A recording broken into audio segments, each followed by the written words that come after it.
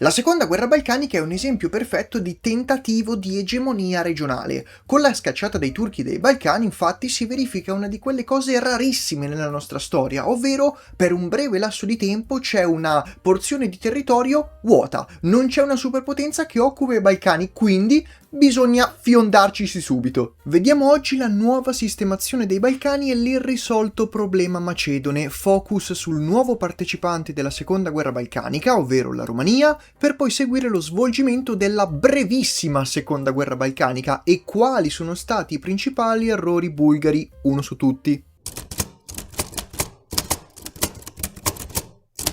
Il 30 maggio 1913 le grandi potenze invitano caldamente i membri della Lega Balcanica e l'Impero Ottomano a firmare l'armistizio. Il Trattato di Londra si concentrava su pochi semplici punti. Nasce l'Albania, sovrana e indipendente. La questione dei confini albanesi venne rimessa nelle mani delle potenze europee in data da destinarsi. Dopo secoli i turchi perdono i loro possedimenti nella penisola balcanica, viene tracciato un confine artificiale quasi simbolico, la linea Enos-Midia, dal nome delle due città collegate. Sto utilizzando i termini greci ovviamente, tra l'altro chissà come si dice in greco una cosa del tipo iscriviti al canale, lascia like, commenta, metti like, eccetera eccetera. Tutte le micro isole dell'Egeo passano in mano greca, eccezion fatta per il Dodecaneso occupato dall'Italia e per Creta, temporaneamente in mano alle grandi potenze. Era ancora rivendicata dall'Impero Ottomano, quindi era proprio una cosa burocratica. Infine, i membri della Lega Balcanica estendono i loro confini fino a confinare gli uni con gli altri.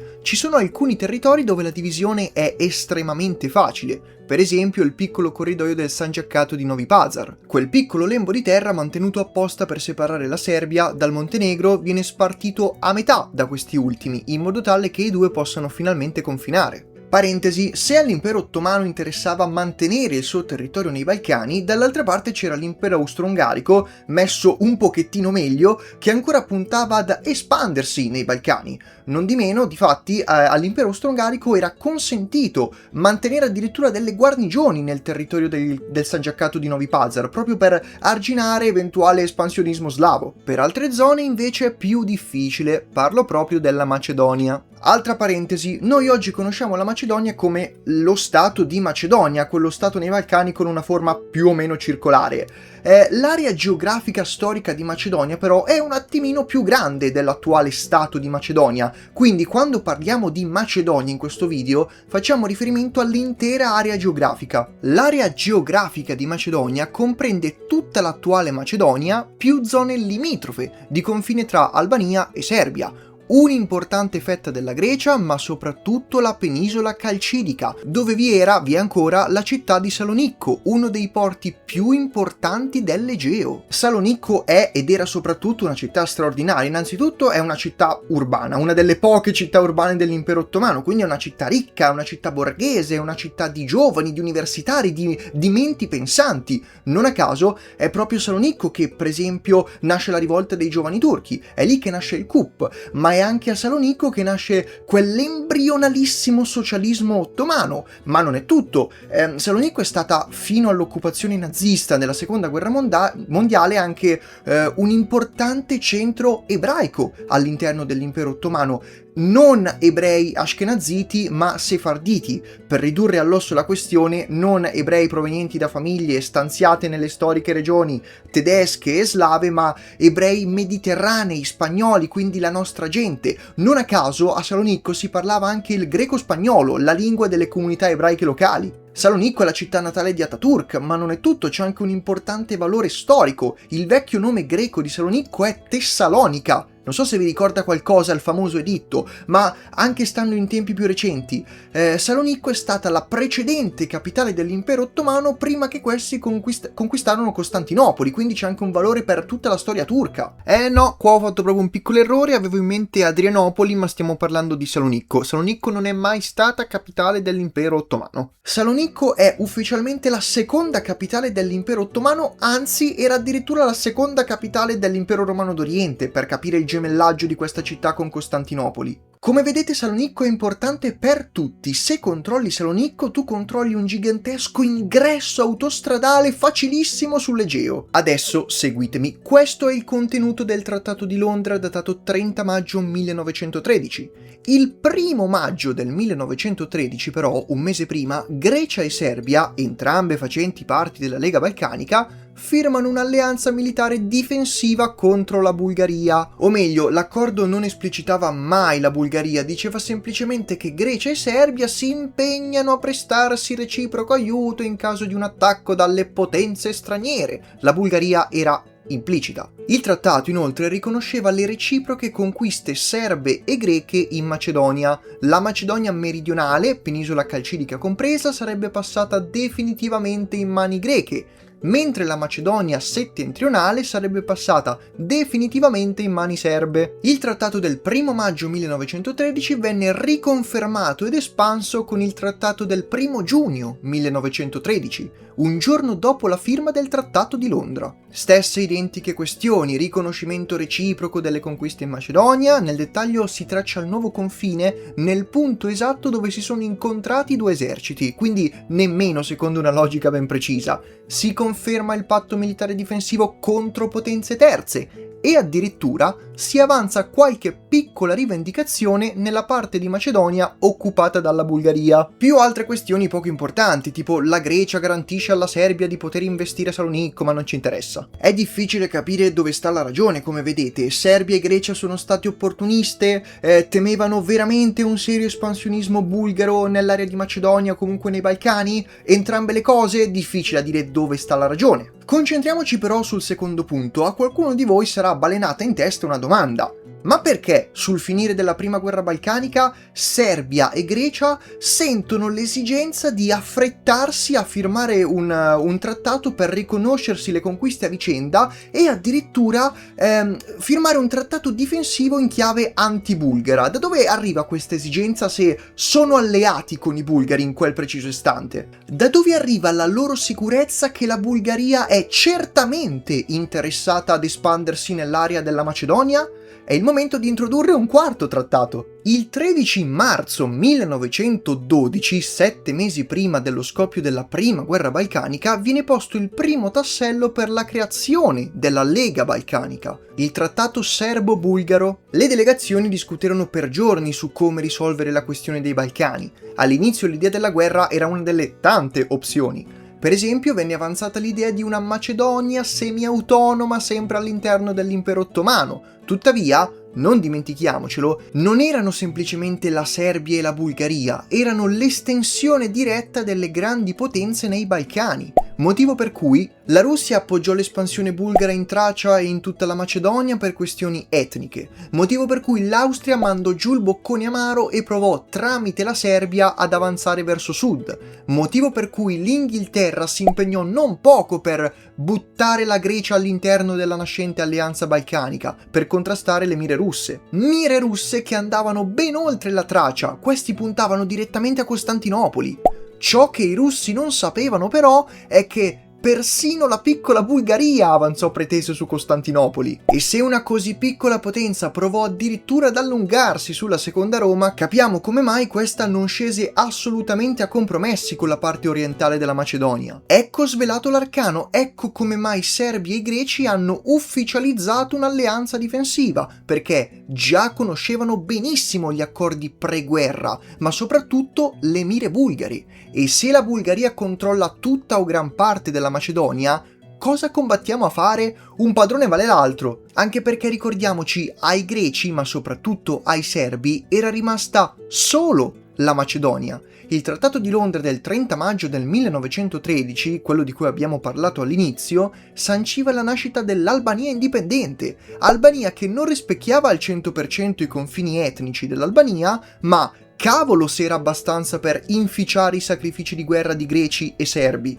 Quindi, poco prima del finire della prima guerra balcanica, serbi e greci firmano questa serie di trattati perché sono già ben consci più o meno del futuro assetto dei Balcani, conoscono bene la volontà di espandersi in Bulgaria nell'area di Macedonia e soprattutto già sanno che le altre loro conquiste sono evaporate. L'Epiro del Nord per i greci e gran parte del litorale adriatico per la Serbia sono praticamente annullate perché andranno a costituire l'Albania indipendente. Spero di non avervi perso. Vi lascio qua sotto alcuni dei trattati più importanti, potete spulciarli bene o male come volete per scoprire addirittura cose assurde, per esempio che alla Serbia fu consegnata una mappa del futuro assetto dei Balcani leggermente diversa da quella che hanno consegnato la Bulgaria, insomma cose assurde. Dove ci porta tutto questo? Tutto questo ci porta nel giugno del 1913, dopo l'ufficializzazione dell'accordo greco-serbo. In questo lasso di tempo la Bulgaria ritira le truppe dall'ormai conquistata Tracia per spostarle in Macedonia, da una parte reclamando quanto concordato nel 1912 e dall'altra parte perché già sospettosa di Grecia e Serbia. Quindi tanto vale non chiamare la smobilitazione e anzi spostare tutto l'esercito dall'altra parte. Il che mi fa anche ricordare come mai la Bulgaria, a differenza delle altre due, non è riuscita più di tanto a combattere in Macedonia durante la prima guerra balcanica perché aveva il ben più importante fronte della Tracia e di Adrianopoli. E anzi questa sarà proprio una delle argomentazioni utilizzate dalla Bulgaria.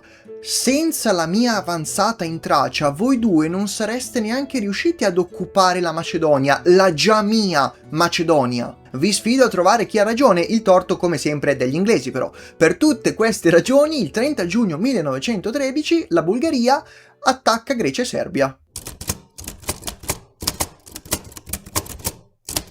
Dato che questo conflitto è stato una guerra a lampo, praticamente volevo concentrarmi un attimo sui partecipanti. Non più i Fantastici 4 come l'altra volta, ma diamo il benvenuto al dinamico duo. Serbia e Grecia diventano lo zoccolo duro di questo conflitto. Punti di forza e punti deboli dei rispettivi eserciti li abbiamo già trattati nel video della prima guerra balcanica che ti invito a recuperare, lo vedi passare qua sopra. Quindi non c'è nulla di nuovo da aggiungere, sono due paesi sospesi tra identità rurali ed industrializzate, con eserciti da poco messi a punto e tra l'altro costretti a combattere in territorio montuoso, quindi non la cosa più facile. Dietro alla Serbia si accoda il Montenegro, il fratellino piccolo della Serbia prende parte alla seconda guerra balcanica tenendosi ovviamente lontano dal fronte. Il Montenegro non rischia, tuttavia si allinea alla politica estera serba. L'altro protagonista che già conosciamo è chiaramente la Bulgaria. La Prussia dei Balcani è lo stato più avanzato e più industrializzato della regione. La Bulgaria più di tutti è quella che può permettersi e perseguire un'espansione, anche e soprattutto per l'altissima idea di sé che sviluppa in questi anni, tanto, come accennato prima, da reclamare Costantinopoli. Abbiamo poi un grande assente, l'Albania. L'Albania è occupata sul fronte interno, deve stabilizzare la politica, non ha un esercito e soprattutto sta aspettando che le grandi potenze le dicano dove iniziano e dove finiscono i suoi confini. Non ha senso quindi prendere parte al conflitto. Perché combattere per il Kosovo quando magari ce lo assegnano in automatico? Perché combattere se magari la Serbia perde uguale? Più in là si aggiungeranno con un colpo di coda l'impero ottomano in condizioni sempre più disastrate, con un esercito che non risponde più e in piena rivoluzione dei giovani turchi. L'impero ottomano punta a riconquistare quanto perduto.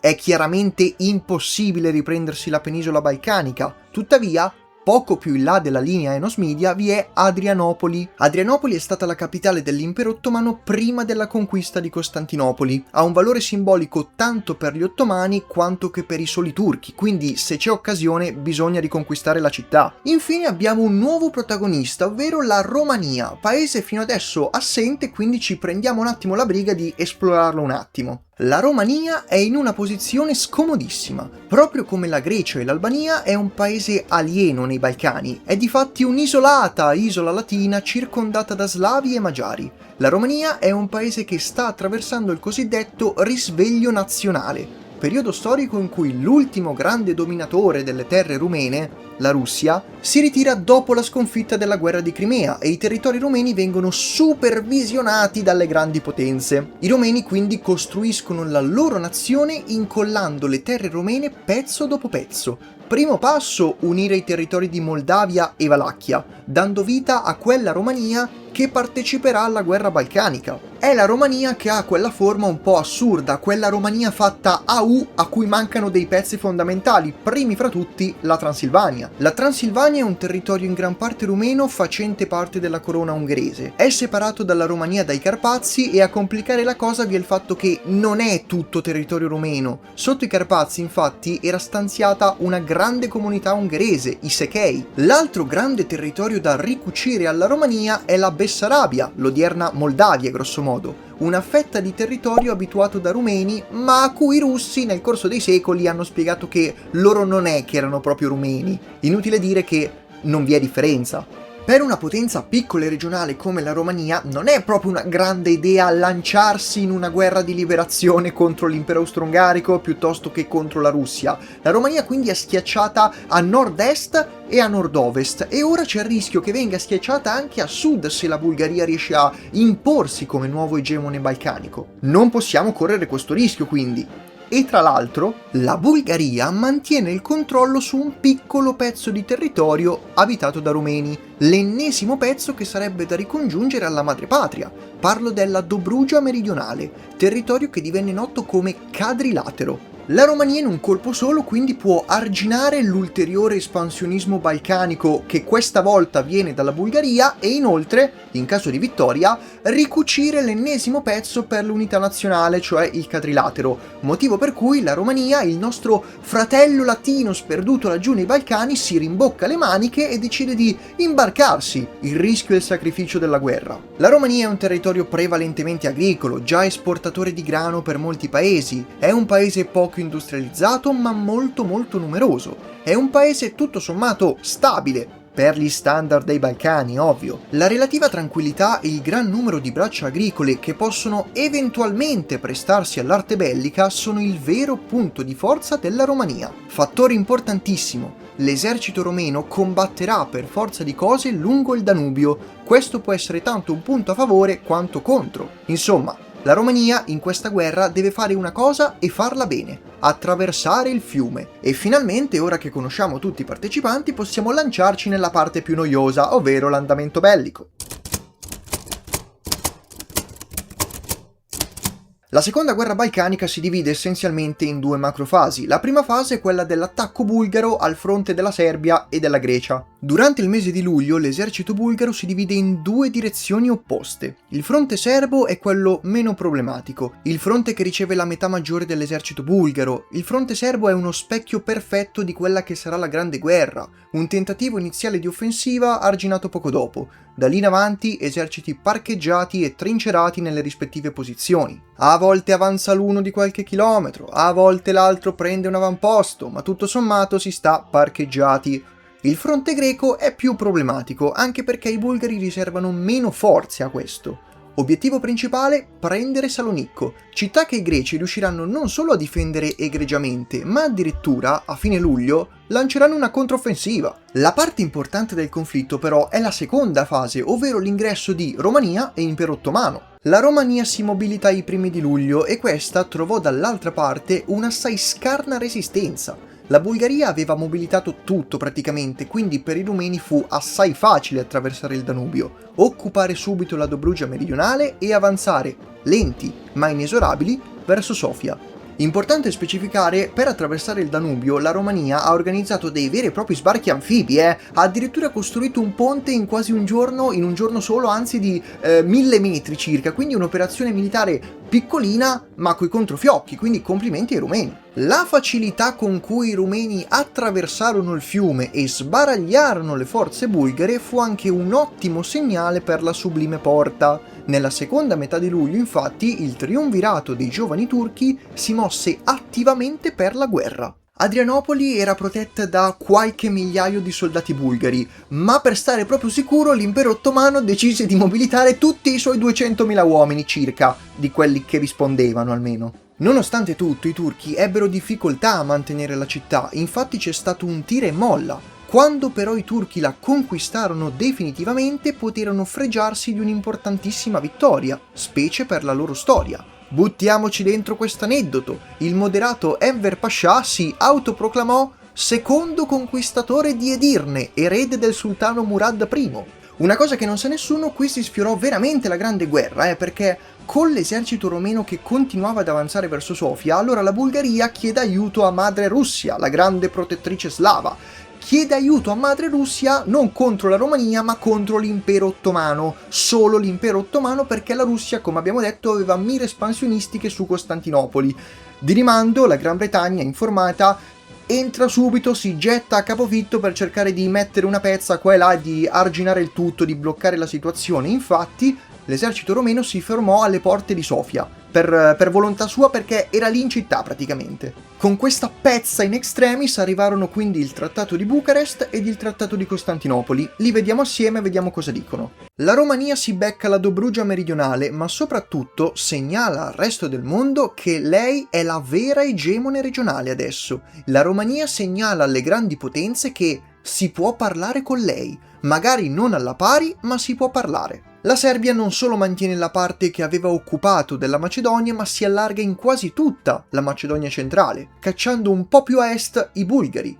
La vera vincitrice è però la Grecia, che guadagna un'ottima fetta di territorio, praticamente tutta la Macedonia meridionale, guadagnando un bel cuscinetto sopra la penisola calcidica. La Bulgaria di conseguenza si ridimensiona un po' su tutti i fronti, ma gli viene garantito l'accesso all'Egeo grazie allo sbocco della Tracia occidentale. E questo è il Trattato di Bucarest. Quello di Costantinopoli invece riconosceva principalmente la conquista turca di Adrianopoli con zone limitrofe, oltre a regolamentare uno scambio di popolazioni tra bulgari e turchi e le varie zone demilitarizzate. Il trattato inoltre obbligava la Bulgaria a continuare a trattare con gli ottomani, evidente segnale di quanto il malato d'Europa fosse solo in quel periodo. Questo nuovo assetto balcanico durerà circa un anno, un nuovo grande record per la penisola balcanica, perché dopo, come sappiamo bene, scoppierà la Grande Guerra e quindi di nuovo ulteriori cambiamenti. Prometto che un giorno farò un video sulla Grande Guerra, però non è proprio come la guerra balcanica, devo capire bene come impostarlo, un argomento così titanico. E anche per oggi è tutto, io vi ringrazio come sempre per aver guardato, mi raccomando lasciate like, iscrivetevi al canale, commentate, condividete, tutte quelle cose che sapete aiutano tantissimo l'algoritmo di YouTube, che sono un pessimo content creator, io